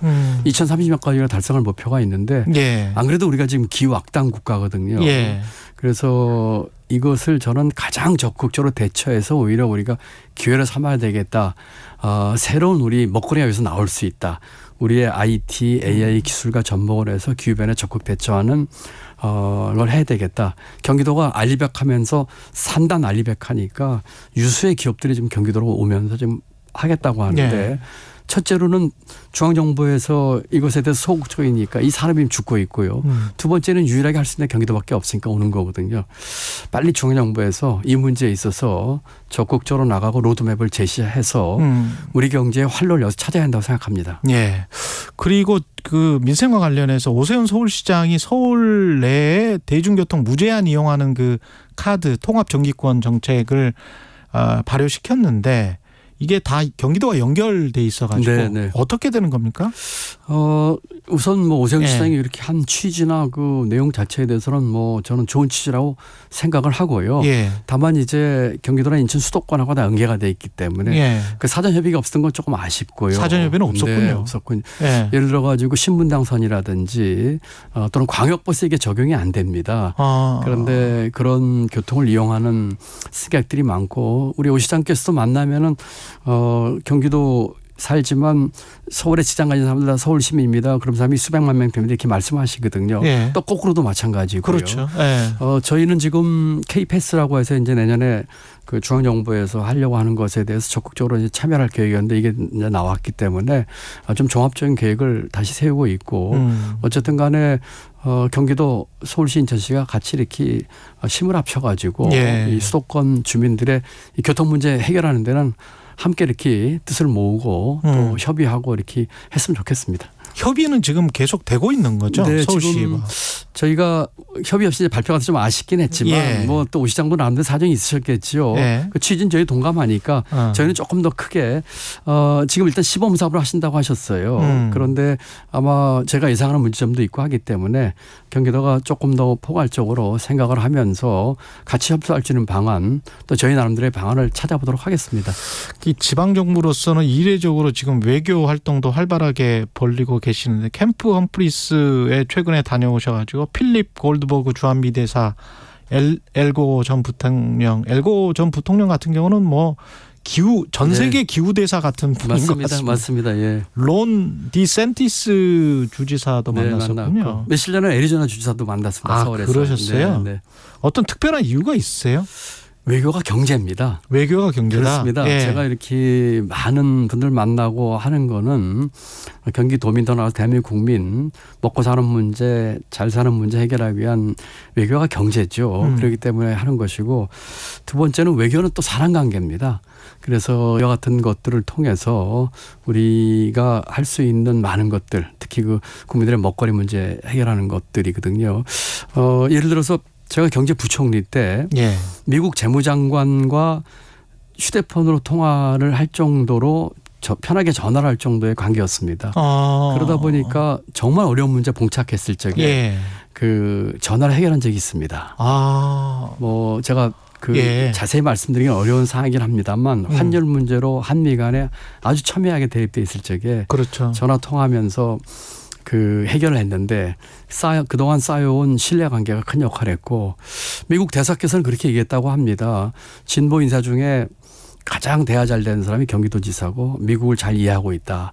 이렇게 말씀을 하셨더라고요. 그래서 꼭 미국뿐만 아니고 국제적으로 그 얼마 전에 애리조나 주지사 오셨는데 유일하게 저만 만나고 가셨고요. 예. 정치인 중에는. 예. 그리고 그 같은 주에 또 이스라엘 대사가 오셔서 창업과 스타트업 협의를 제 방에서 같이 하셨고요. 결국 이런 것들은 외교가 경제다. 그런 생각에서 제가 활발하게 하고 있습니다. 환율 같은 경우도 정부 초기 때 이야기가 굉장히 많이 나왔다가 재무부 장관 쪽에서 그러면 미국 재무부 장관이 약간 이제 뭐랄까요, 변명 비슷한 이야기를 하면서 안 해줬잖아요. 근데 지금 계속 내년까지도 1,300원대 지금 예측 전망이 계속 나오고 있는데 네. 사실 제가 좀 찾아보니까 EU 같은 나라 중에서도 폴란드도 네. 그 혜택을 받고 있더라고. EU도 통화 수합을 하니까. 예. 그러면 일본, EU 그다음에 폴란드 같은 나라도 다 사실은 미국의 어떤 강달러의 혜택을 보고 있는 건데 예. 통화 수합의 혜택을 우리는 최우방국이라는데 미국이랑 제일 가깝다고 계속 이야기했잖아요. 그러면 뭐 좀 해줘야 되는 거 아니에요, 사실? 뭐 환율 문제하고는 좀 다른 문제이긴 합니다만 지금 한미 이 동맹은 굳건하고 그것이 우리에게 추겨야 한 것에 있어서는 전하 민주당도 조금 더 이견이 없고 그렇죠. 그런 면에서 한미 관계의 동맹, 군사동맹 강화하는 건 아주 좋고요. 다만 이런 것들이 지금 앵커님이 말씀하신 것처럼 이 다른 여러 가지 문제들, 경제 문제까지 포함해서 예. 서로 간에 상생하고 윈윈할 수 있는 정도. 예컨대 한미일 이런 공조를 했다. 한번 질문을 던져보죠. 이 끝은 뭘까? 왜 하는 걸까? 하는 거죠. 어떤 득이 있을까? 예. 자, 한미 관계 동맹은 군사 동맹을 축으로 하는 우리 외교의 골간이니까 단단히 해야죠. 그렇지만 그걸 통해 가지고 우리가 지난번에 금년 5월인가요? 윤 대통령 가가지고 그 반도체나 자동차 문제에 있어서 말 한마디 하고 왔습니까? 못 하고 왔거든요. 예. 제가 그 전달에 가가지고 주지사를 만나서 해결해달라고 부탁을 했거든요.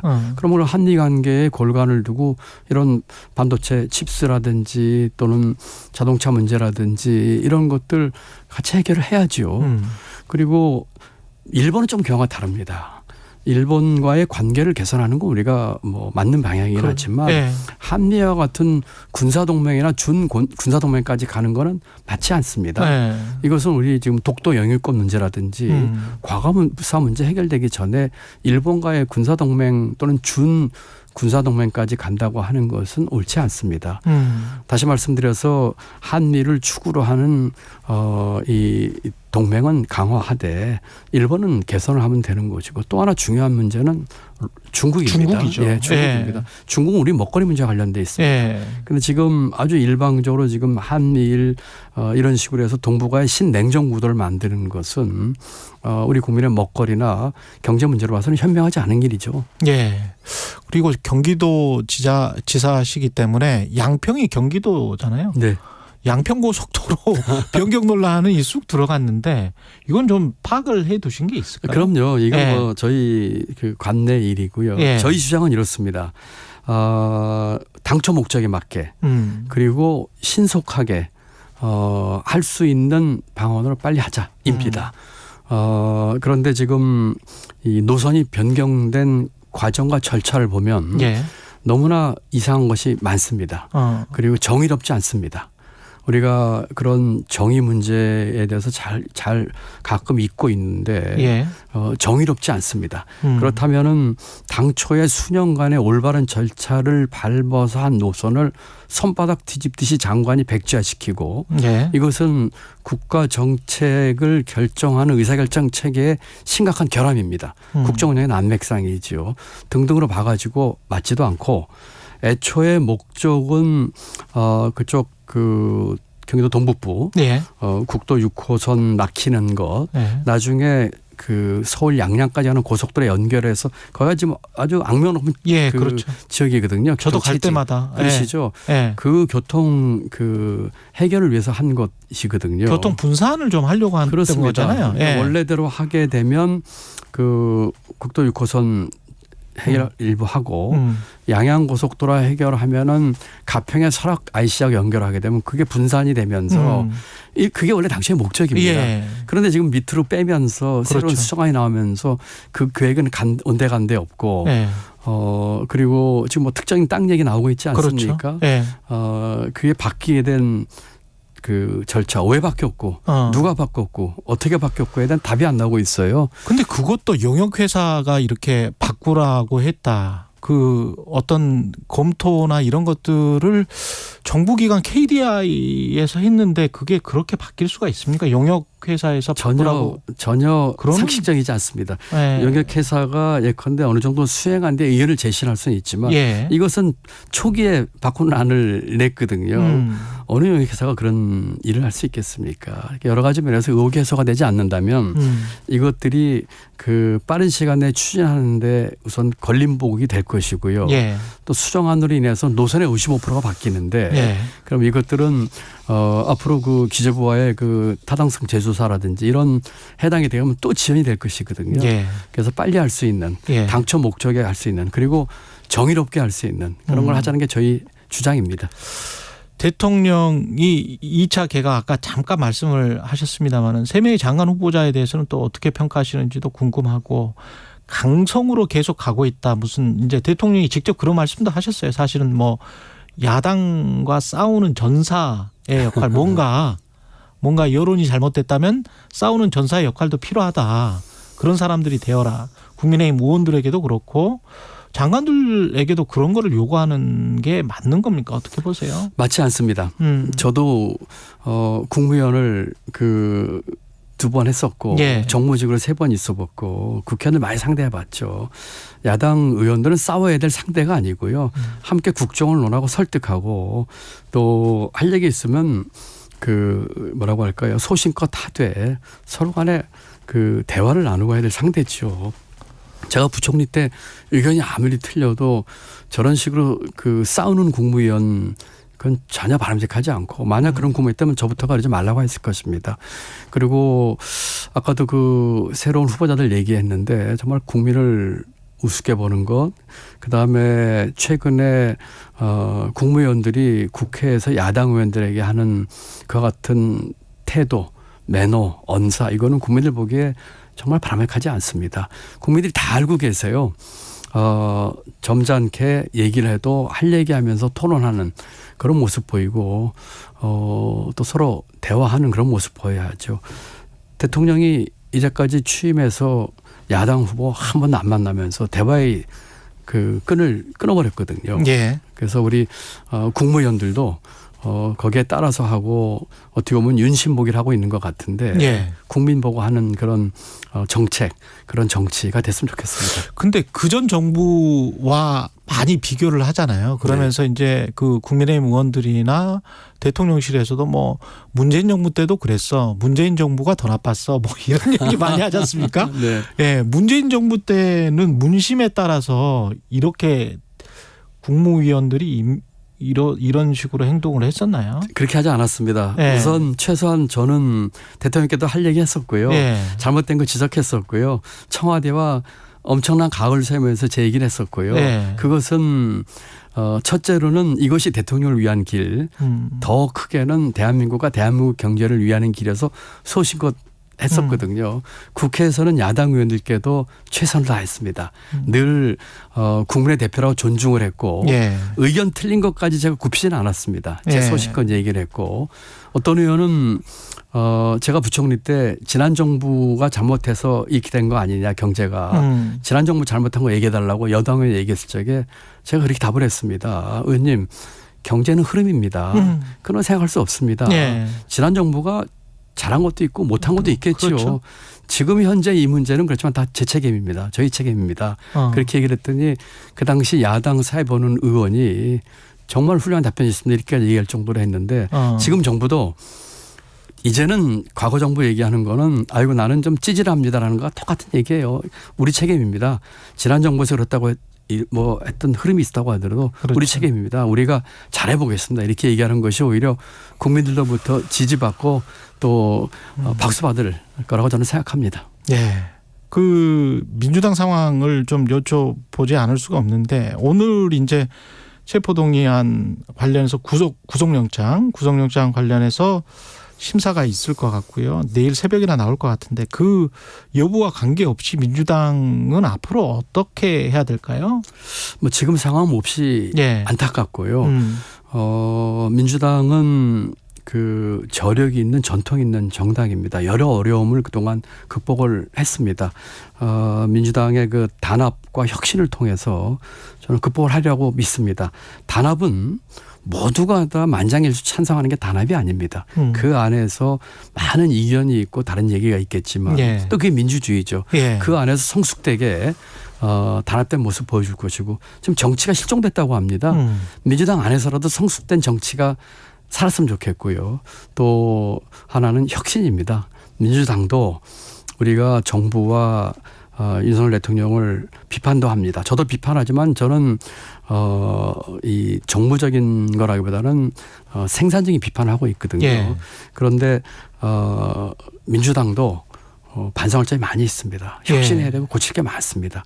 그런 그 단합 그리고 혁신을 통해서 국민의 새로운 모습을 보여야 될 것이고 만약에 여기서 흔들리고 혼란한 모습 보이면 그야말로 그렇게 되길 원하는 사람들에게 좋은 먹잇감만 주는 것입니다. 그것이 뭐 여당이 됐던 뭐 또는 검찰이 됐던 이 혼란과 이런 상황에서 서로 그 뭐 혼란된 모습 그런 모습 보게 되면은 오히려 안 좋죠.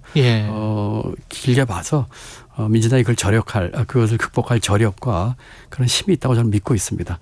그리고 제 경우는 개인적으로는 경기도정에서 좋은 결과를 내는 것, 지사로서 민주당 자치단체장이 하니까 뭔가 달라 하는 것을 보여주는 것이 당의 그런 단합과 혁신을 하는데 도움이 되는 일이라고 저는 믿고 있습니다. 총선과 관련해서는 생각해 보니까 경기도지사셔서 그 어떤 정치적인 정확한 말씀을 하시기가 하실 수 있습니까? 법적으로? 선거법 때문에 안 되죠. 민주당의 가장 큰 문제는 뭐라고 보십니까? 그러면? 저는 민주당의 자기 성찰이 우선 부족하다고 생각합니다. 대선 패배 이후 지방선거 패배 이후 우리가 왜 졌으며 그리고 우리가 어떤 게 부족했는지에 대한 게 부족했다고 생각을 합니다. 그리고 국민에게 그런 성찰 위해서 민주당이 국민에게 비전을 보여줘야 됩니다. 지금의 사회에서 우리가 해야 될 건 뭐고 이런 걸 하겠습니다 하는 걸 보여줘야 되는데 그런 것이 부족했다고 생각을 하거든요. 지난 경기도지사 선거 때 제가 늘 그랬습니다. 성찰 부족했습니다. 잘못했습니다. 그렇지만 겨울에 그 종자 씨앗 남겨주십시오. 그렇다면 반성하고 개혁하겠습니다. 그리고 새로운 비전 보여주겠습니다. 이렇게 얘기를 했거든요. 그러면서 민주당이 부족한 점이 있지 않았는가. 이제 지금 이런 상황이 몹시 안타깝긴 하지만 함께 우리가 힘을 합쳐가지고 이 어려움을 극복을 해야 된다. 할 수 있다. 이렇게 말씀드리겠습니다. 한 30초 남았는데요. 마지막으로 청취자들께 추석 인사 한 말씀 부탁드리겠습니다. 네. 추석 한가입니다. 우리 청취자 여러분들 풍성한 보름달처럼 풍성한 추석 보내시기 바라고요. 보름달은 누구에게나 다 미칩니다. 주위에 힘든 분들 어려운 분들 조금씩 돌아보면서 지내는 서로가 상생하고 포용하는 그런 추석이 됐으면 좋겠습니다. 즐거운 한가위 보내십시오. 여기까지 듣겠습니다. 김동연 경기도지사였습니다. 고맙습니다. 네. 감사합니다.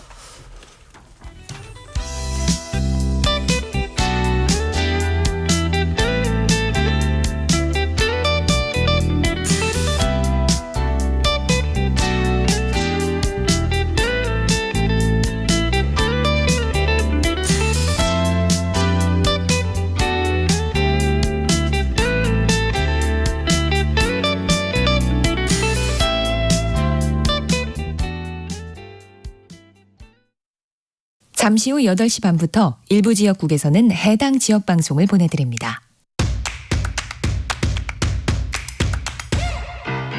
가자 배종찬입니다. KBS로 오는 길이 너무 행복해서 다 잊어버렸다. 시사본부가 역시 전통이죠. KBS의 역사라고 봐야 돼. 가장 공정한 방송이다. 고정해야 되지 않을까요? 고정해줘요. 배종찬의 시사본부 평일 낮 12시 20분 매일 고정입니다. 일라디오도 고정. 화이팅. 진행은 서툴지만 내용은 알찹니다. 진실의 편에서, 정의의 편에서, 약자의 편에서 뉴스를 전합니다. 주진우 라이브와 함께 더 많이, 더 오래 웃었으면 좋겠습니다. 매일 오후 5시 5분 KBS 1라디오 주진우 라이브. 지금 시각은 8시 30분입니다. KBS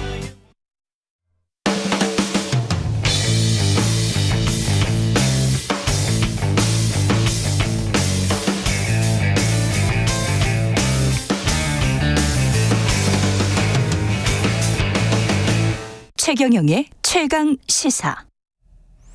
네, 지난주 국회에선 최초 헌정사상 최초 기록이 연달아 3번 나왔었습니다. 제1야당 대표 체포안, 국무총리 해임안, 현직 검사 탄핵안까지 전국 상황이 혼란스러운데요. 이 혼돈을 빠져나갈 출구를 이분과 함께 찾아보겠습니다. 윤여준 전 장관이 오고 계시는데 지금 차가 너무 막혀서 도착은 못하셨고요. 전화로 연결돼 있습니다. 안녕하세요, 장관님. 네, 안녕하십니까. 예, 차가 많이 막히나 보네요. 오늘 또 비가 오고 그래서 그런 것 같습니다. 예. 네, 명절도 앞에 있고 해서 감안해서 일찍 나온다고 나왔는데도 뭐 도저히 안 되네요. 예. 미안합니다. 괜찮습니다. 예. 네. 그 감이 좋아야 될 텐데 전화 감만 좋으면 상관없죠. 네, 뭐 저는 좋은데요. 예. 그 이재명 대표 체포안, 뭐 총리 해임안, 검사 탄핵안 모든 게 같은 날에 통과가 됐는데. 네. 예, 헌정사상 초유의 일들 어떻게 보셨습니까? 그렇죠. 이 3가지 안건이 다 아마 처음 통과된 거죠. 헌정사상 최초죠, 이게. 한마디로 말씀드리면 정치의 실종을 의미하는 거 아니냐. 옛날 같으면 이런 안건들이 여야 간에 뭐 영수회담을 통하든 아니면 원내대표 간의 타협을 통하든 어떤 절충을 통해서 해결될 일인데 이게 여야 간에 뭐 이걸 의논하는 회담이 한번 열릴 일이 없잖아요. 예. 이렇게 보면 과연 우리가 지금 의회민주주의를 하는 나라냐. 스스로 한번 물어봐야 되는 거 아니냐. 뭐 그런 생각까지 들어갑니다. 이게 근데 누구 책임인가요? 대통령 책임입니까? 의회 책임입니까? 아니 뭐 꼭 어느 한 사람의 책임이라고 하긴 딱하지만 결국 뭐 대통령도 뭐 큰 책임을 져야 될 위치에 있는 분이고 대통령 취임하면서부터 별로 그렇게 야당이나 의회를 존중하지 않는 태도를 보인 거 아닌가요? 뭐 무슨 이유가 있든지 간에. 우선 대통령부터 이걸 적극적으로 풀려고 노력을 해야 되는데 그런 노력을 안 하니까 여당도 또 그렇죠. 그런 노력을 안 하고 대화가 완전히 단절됐죠. 의회민주주의의 운영 원리에서 완전히 벗어난 거예요. 지금. 그러니까 대통령 여당이 한 묶음이라고 보고 야당이 한 묶음이라고 본다면 30대 지금 30 싸움인 것 같거든요. 네. 30대 30이 그렇죠. 그냥 싸우는데 나머지 이제 40%는 뭐 투표를 안 할 것 같기도 하고 보통 글쎄요, 이제 뭐 여야 공이 보기 싫다. 그러니까 뭐 투표 안 한다고 하는 예상하는 걱정하는 분들이 많이 계시던데요. 모르겠습니다. 이제 뭐 투표가 아직 이제 내년 4월이니까 정기국회가 아직 이제 시작이고. 그러니까 그게 그렇게 꼴로 보기 싫다고 투표장에 안 나갈지. 여야 간의 공이 한쪽을 응징해야 되겠다고 해서 적극적으로 나갈지 그건 아직 장담하기 어려운 거 아닌가요? 그러네요. 그러니까 더 꼴배우기 싫은 사람한테 응징을 하겠죠? 그렇겠죠. 그게 누가 될지는 모르겠습니다만. 민주당 같은 경우부터 한번 짚어볼게요. 왜냐하면 민주당이 이제 이슈가 지금 최근에 많기 때문에 그 지금 이재명 대표의 정치적인 입지는 어떻게 판단하세요? 물론 정치적인 입지가 지금 기로에 서 있는 거 아닌가요? 그렇죠? 이게 체포 동의안이 이제 가결돼서 집행이 되는 경우, 그렇죠? 예. 이제 구속 적부심 받아야 되잖아요. 예, 그 결과에 따라서 이제 다르겠지만, 네, 어느 쪽으로 되든 당내에 어떤 뭐랄까 심각한 갈등이 생기지 않겠습니까? 그러면 단식을 통해서 정치적 보상도 지금 결국은 못 받은 격이 돼버렸습니다. 그렇죠. 왜냐하면 제가 보기에 저는 이 대표가 아니 배란간 단식을 하기 시작을 했는데 예. 그 직전에 검찰 조사를 받고 나왔잖아요. 예. 검찰 조사를 받고 나와서는 뭐라고 그랬냐면 검찰이 제대로 된 거의 뭐 증거도 없이 사람 불렀더라 이렇게 얘기를 했는데 그러고 나서 바로 단식을 하는 걸 제가 보면서 아니 오히려 검찰이 상당한 증거를 제시했던 거 아닌가. 그러니까 이 대표가 어떤 위기를 느껴서 단식이라는 극한 투쟁이 아니고선 자기를 지킬 수 없다고 봤기 때문에 바로 단식에 들어간 거 아닌가 하는 추측을 제가 해봤었거든요. 예. 네. 그런데 그만 이게 이제 이렇게 되니까. 가결이 돼버려서. 네. 예. 그러니까 이 명분도 있고 실리도 있는 결과가 될 가능성이 많죠. 만약에 영장실질심사 결과에 따라서 두 가지 경우자는 기각된다면 또는 구속된다면 어떻게 예측하세요? 민주당 상황을? 글쎄요. 뭐 구속이 된다 그러면 이른바 비명계라는 분들이 좀 그죠? 명분을 얻는 거잖아요. 예. 네. 그렇다고 또 뭐 친명계가 뭐 호락호락 양보할 일도 없으니까 뭐 이리 가나 저리 가나 네 갈등이 결국 이제 한동안은 더 격화되지 않겠느냐.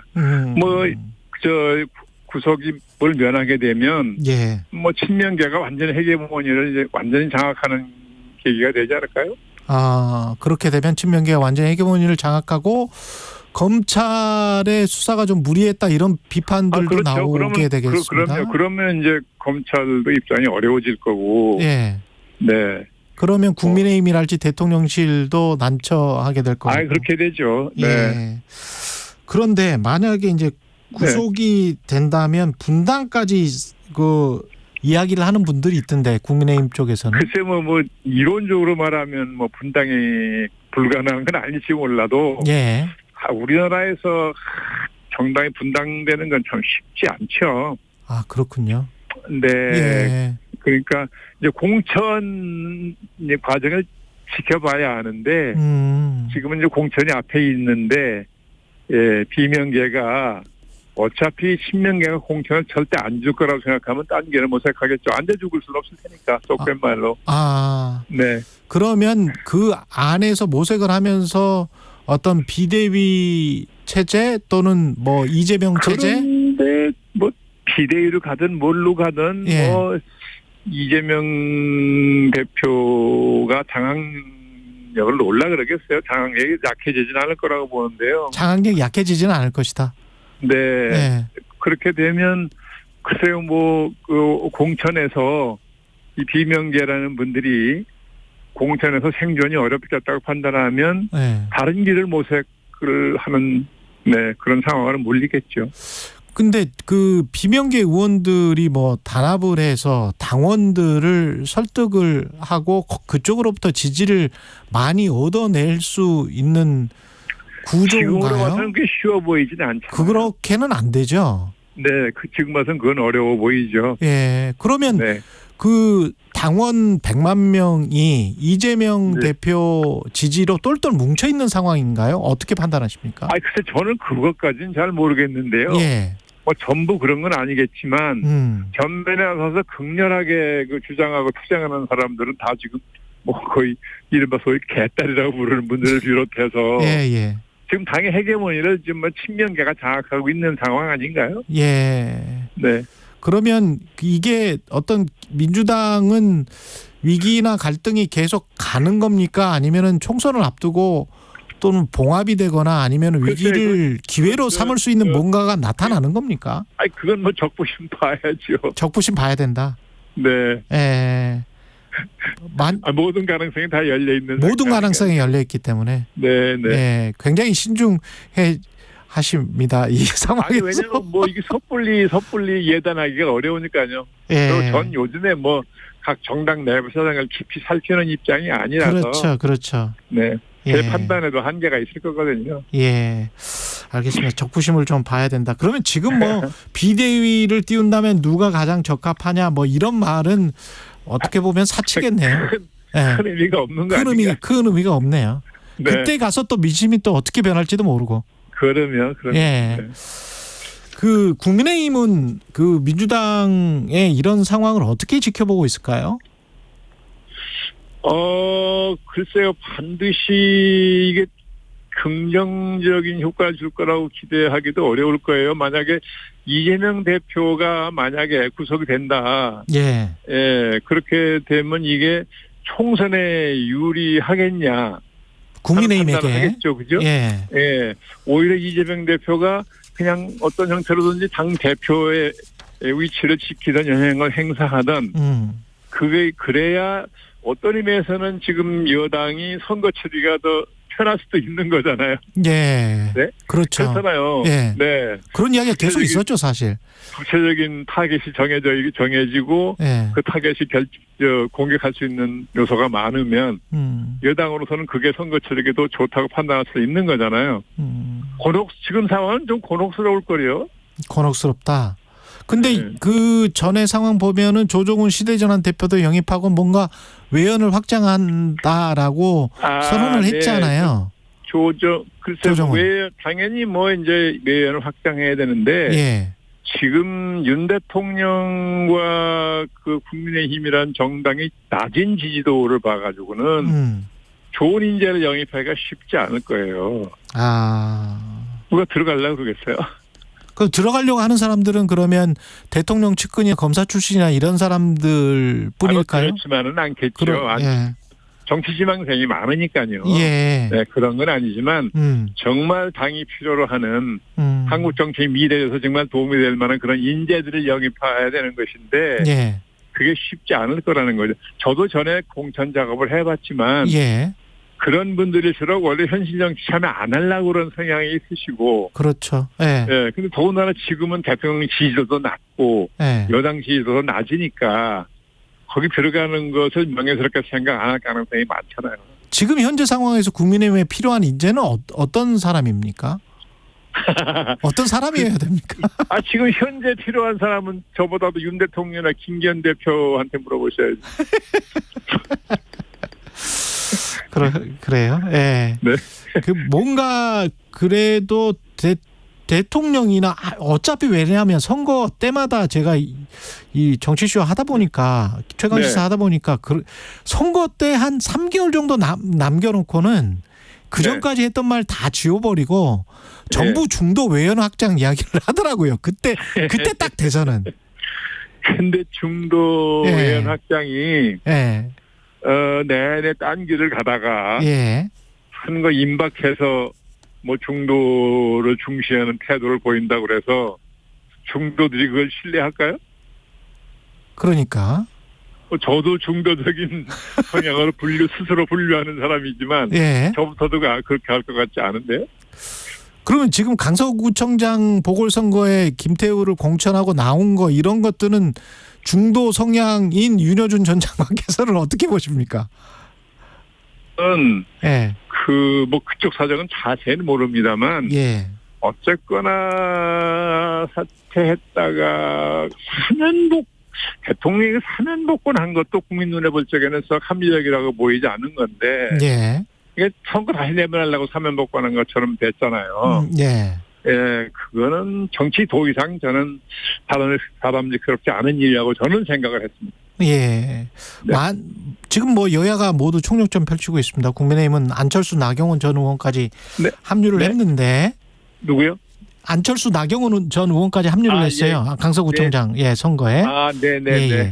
그러면 이 상황 자체에 따라서 김기현 만약에 크게 진다면 홍준표 대구시장도 메가톤급 충격을 받게 될 것이다 이렇게 전망을 했는데 그럴까요? 크게 지면 그렇겠죠. 민심의 바로미터 꼭 그 부청장 선거가 꼭 민심을 그대로 반영은 아닐지라도 총선을 앞둔 시점에서 상당히 의미가 있다고 봐야 되거든요. 특히 서울이잖아요. 네, 그러니까 그건 크게 충격을 받을 수 있죠. 또 다른 변수 중에 하나가 이재명 대표 내일 새벽쯤에 영장 발부 여부도 보궐선거에 영향을 미칠까요? 당연히 주겠죠. 그러면 이게 어떤 영향을 줍니까? 긍정적입니까? 부정적입니까? 일단. 글쎄요. 그게 지금 그 구청장 선거 말씀하시는 겁니까? 예, 구청장 선거요. 그건 저는 그 구에 예. 부민들의 뭐 성향 이런 건 제가 잘 모르니까 예. 뭐라고 장담하기는 어렵겠는데요. 예. 네? 장담하기는 어렵다. 일반적으로 보면 예. 뭐 그 민주당에 유리하지는 않겠죠. 왜냐하면 이게 과거처럼 무슨 민주화 투쟁을 하다가 뭐 권력에 받는 이런 경우가 아니잖아요. 예. 그러니까 저는 뭐 글쎄요. 제가 보기엔 그럴 것 같은데. 총선 이야기 국민의힘 입장에서는 뭐 용산 뭐 여러 가지 설은 나옵니다. 용산 참모진 출마설이랄지 그다음에 유승민 전 의원과 이준석 전 대표를 어떻게 할 것인가, 공천을 줄 것인가. 그 공천의 핵심 열쇠 같은 게 있을까요? 국민의힘 입장에서? 글쎄요. 뭐 나름대로는 생각하는 게 있겠죠. 대통령실도 있을 것이고 뭐 당대표도 있을 것이고. 그런데 저는 개인적으로 유승민 의원이나 뭐 이준석 전 대표가 지금 뭐 대통령이나 정부 여당에서 쓴소리를 많이 하잖아요. 근데 이번에 그 이제 공천을 안 주는 경우에는 저는 대통령이 아주 옹졸한 처사를 했다고 국민들이 생각할 거라고 보는 거예요. 옹졸한 처사를 했다? 네. 왜냐하면 민주정당인데 당내 비판을 수용 못하는 거잖아요. 그러니까 그거에 대해서 국민들이 그 판단할 거라고 보기 때문에 저는 공천을 주는 게 저는 선거에도 유리하고 사리에도 맞다 이렇게 보는 사람이죠 저는. 근데 그동안에 쭉 보면은 사실상 배제시키고 소외시키는 전략으로 간 거잖아요. 근데 대통령의 이 국정 운영은 그런 개인적인 감정이나 그런 거에 치우치면 안 돼요. 설사 그렇더라도 당에 필요한 사람은 서야 되지. 그게 지도자의 면모죠. 그런 차원에서 수도권 위기론이 지금 나오는 겁니까? 국민의힘은? 원래 수도권은 항상 여당한테 불리했으니까요, 지금까지. 그래요? 근데 그럼에도 지난번처럼 수도권에서 이제 민주당이 대승을 한 거잖아요. 그렇죠. 완전히 압승을 했죠. 근데 그 정도의 결과가 나올까요? 어떻게 보십니까? 그거는 공천을 어떻게 하느냐에 달렸는데 그 선거는 공천을 아주 잘못했다는 증거거든요. 그게. 그때. 저희 그 수도권 특히 수도권 같은 데는 그 국민 의식 수준이 높아서 유권자 의식 수준이 높아서 공천을 잘하면 여당이라고 해서 그렇게 참패할 이유가 없어요. 저도 약간 지고 이것도 약간 이고 그러는 걸 텐데 그렇게까지 참패한 것은 그건 뭐 공천을 잘못했던 그거밖에 달리 변명의 여지가 없어요. 그러면 지금 말씀하시는 거 종합해보면 민주당이든 국민의힘이든 조금 더 열어주는 정당, 포용적인 정당에게 수도권 중도층의 표가 많이 갈 가능성이 높다? 그냥 포용성도 물론 중요하죠. 의주의라는 게 포용성이 없이는 할 수가 없는 제도니까. 그렇죠? 상대방의 주장도 인정해야 되는 거잖아요. 말하자면. 왜냐하면 다 각각 정당들이라는 게 지지하는 국민들을 따로 가지고 있는 거잖아요. 그래서 그 정당은 그 지지 세력 의사를 대변하는 거 아닙니까? 그 대변하는 것이 국회에 모여서 하는 거잖아요. 그러니까 국회에서 갈등이 생기는 것을 대화 타협으로 조정하는 것이고, 그렇죠? 안 될 때는 표결로 하는 거잖아요. 그게 외정식 원리니까. 근데 대통령의 이념 논쟁이랄지 세계부처 장관 후보자들 보면 특히 실현직 장관 후보자는 뭐 의회에 제출한 것도 우리 사회에 여전히 종북 좌익 세력 운운했던데 그리고 이제 그 쿠데타 옹호했던 것들 그런 네. 것들 12.12도 그렇고 이거 어떻게 네. 보세요? 너무 극우로 쏠리고 있는 거 아닙니까? 글쎄 제가 보기에는 예. 뭐 우리가 북한에 대해서는 항상 경계를 해야 되고 예. 또 북한이 이제 핵무력을 자꾸 고도화시키니까 예. 우리가 한미 삼각동맹을 강화해가지고 대처해야 된다는 거는 뭐 전적으로는 제로는 여지가 없죠. 예. 그렇지만 그 신원식 장관 후보자 그분의 평소 언행을 제가 언론 통해서 봤어요. 예. 좀 그분은 좀 상식적이지 않은 것 같아요. 국민적인 상식하고는 좀 거리가 있어 보인다. 네, 저도 그런 생각이 들더라고요. 그런데도 임명을 강행할까요? 하지 않겠습니까? 윤 대통령이 그 뜻을 굽힌 일이 있어요? 굽힌 일이 없다. 그걸 몰라서 뭐 후보로 제명했을까요? 예. 어떻게 보면 그 점을 오히려 높이 산 거 아닌가? 네. 아니 그러면 사실은 큰일이잖아요. 저희가 뭐 웃으면서 이야기는 하지만 뭐 큰일이까지 알겠습니까? 큰일은 아니에요. 그래도 굴러 갈 정도의 대한민국의 체력이 있습니까? 그렇죠. 뭐 이제 문제가 뭐 그 분야 국방 정책 분야에서 예. 문제가 생기겠지만 그러나 뭐 야당도 있고 또 국민 여론이 있고 언론도 있고 그러니까요. 신원식 장관은 평소 개인 성향이 그렇다고 그래서 자기 마음대로 할 수 있는 건 아니지 않습니까? 근데 그 언론 야당 뭐 별로 힘이 없는 것 같아가지고.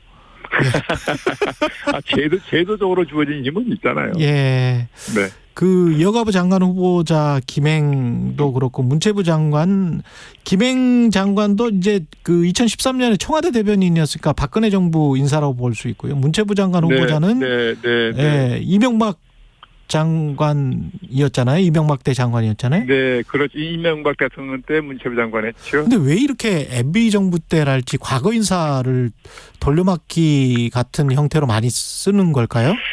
사람에 따라서는 윤 대통령이 선거를 치를 때 MB 세력의 그 도움을 많이 받았다고 보는 사람도 있더라고요. 예. 근데 저는 뭐 진위 여부를 잘 알진 못하겠으나 뭐 그런 일일 수도 있고 또 윤 대통령이 정치를 하던 분이 아닌데다가 개각을 하려면 이제 이 사람을 찾아야 되는데 저도 옛날에 청와대 근무하면서 그 대통령의 개각 준비하라고 그래서 그래서 해본 일이 있는데 정말 어려워요 사람 찾기가. 그러니까 저는 고치면 충분히 이해하는 사람이고 그러나 국민 입장에서는 신선한 맛이 전혀 없으니까. 그렇죠. 신선한 맛이 전혀 없다. 개각이라는 게 대통령이 하는 이유가 있어요. 물론 과오가 있어서 하는 경우가 더 수 없는 거지만 뭔가 정부에 대한 국민의 인식을 좀 바꾼다든지 이런 어떤 효과를 노리고 하는 건데 저렇게 인사하면 그 효과는 기대하기는 어렵죠. 예. 지금 말씀하신 그런 중도 실용적인 것과 국민의힘이 지금 계속 반대 방향으로 가고 있는 것 같은데 대통령실도 그렇고 국민의힘 윤리위가 총선 폭망 등의 발언을 한 이현주 전 의원에 대한 주의 촉구 징계를 의결했잖아요. 글쎄 뭐 폭망이라는 말이 너무 극단적이라 그랬는지 모르겠습니다만 지금 국민의힘을 보면 거의 지금 윤 대통령 그냥 추종하는 거 아닌가요? 추앙? 예, 이게 그러니까 같은 여당이니까 물론 대통령을 도와서 국정을 잘 이끌어가야 된다는 책임이 있죠. 그러나 입법부를 구성하는 주요 정당이잖아요. 그러면 입법부는 뭐예요? 행정부를 견제하는 게 기본 임무잖아요. 그러니까 그 두 가지 상충되는 면이 있죠. 이 대통령을 지원해야 되는 거와 대통령을 견제해야 되는 거와 그걸 어떻게 잘 균형을 잡냐 하는 게 참 힘든 일이지만 잡으려고 노력을 해야 되는데 지금 국민의힘을 보면 그냥 대통령을 막 추종하기 바쁜 세력으로 보여요. 그러면 안 됩니까? 안 되는 거죠. 원리에 벗어나는 거죠. 의회민주주의 원리에 벗어나는 거예요. 운영 원리에 벗어나는 거예요. 여당도 견제와 균형을 좀 해줘야 된다. 행정부에 대해서. 그렇죠. 왜냐하면 입법부의 구성원이니까요. 그렇죠. 입법부라는 게 뭐예요? 행정부를 견제하는 거잖아요. 그러니까 본연의 기능을 상실하고 있다. 여당이. 그러니까 정당으로서 그 정당 집권당의 그 이중적인 성격이 있는데 이거를 잘 조화시켜야 되는데요. 지금 보면 뭐 이 국민의힘은 지도부가 그런 걸 균형을 잡으려고 노력하기보다는 그냥 윤 대통령을 추종하는 거 아니냐. 그러면 여당으로 구실을 못하는 거죠. 예. 반쪽 구실을 역할을 못하는 거잖아요. 그리고 전직 대통령들이 지금 조금씩 다시 나오고 있잖아요, 언론에. 박근혜 네. 전 대통령도 나오고 있고 문재인 전 대통령도 9.19 네. 평양 공동선언 5주년 기념식에 참석을 했었고. 네. 어떻게 보세요? 대통령이 있기 때문에 박근혜 전 대통령 같은 경우는 어떤 힘을 쓸 수 있을까? 그거는 잘 모르겠는데 문재인 전 대통령 같은 경우는 어떻게 보십니까? 글쎄요. 저도 문 대통령 9.19가 문 대통령 개인으로서는 자기 큰 업적이라고 생각할 거 아니겠어요? 예. 그러니까 그 기념하는 자리에 나와서 얘기를 하면서 이제 그런 비판적인 얘기를 한 것 같은데 전직 대통령은 물러난 다음에는 현직 대통령에 대해서 여러 공적으로 가능한 얘기 안 하는 게 바람직하긴 한데요. 예. 예, 그럼 하지 말라고 그럴 수는 없는 일이고. 예. 이게 윤 대통령의 지지도가 계속 낮은 상태로 오잖아요, 지금. 그렇죠. 예, 이제 그런 것이 영향을 줬을 수 있다고 저는 보죠. 이게 뭔가 허점이 있다. 여지가 그렇죠. 있다. 예, 그냥 국민적 지지도가 계속 고착이 돼서 낮은 상태로 고착이 돼 있으니까. 예. 예, 이거는 리더십이 굉장히 확립이 안 된 거잖아요. 그거 이제 총선에 다가오니까 뭔가 이제 문 대통령이 그런 정치적 발언을 한 거 아닌가. 그런 전직 대통령으로서는 가능한 그런 말 안 하는 게 바람직하긴 한데요. 예. 그러나 못 저겠습니까? 언론의 자유가 있는데. 한 30초 남았는데요. 윤석열 대통령 입장에서는 지지율 이렇게 계속 고쳐가는 지지율을 어떻게 돌파할 방법이 있습니까? 지금? 방법이 많겠는데 본인이 찾을 생각을 안 하는 거 아닌가요? 방법은 많다. 진지하게 왜 국민적 지지율이 이렇게 낮으냐 하는 걸 고민하면 방법을 찾을 수 있을 거 아니겠습니까? 근데 그런 노력을 적극적으로 하는 것 같지 않잖아요. 이게 단임제 대통령 제도의 폐해입니다. 예. 다시 출마할 게 아니기 때문에 내가 국민들한테 다시 펴달라고 얘기할 일 없다. 내 소식을 하고 나간다 하는 생각을 하기 쉽거든요. 대통령 소신과 안 맞는 분들은 또 굉장히 고생을 하겠습니다. 마음고생. 예, 여기까지 듣겠습니다. 윤여준 전 장관이었습니다. 고맙습니다. 네, 수고하셨습니다. 9월 26일 화요일 KBS 1라디오 최경영의 최강시사였습니다.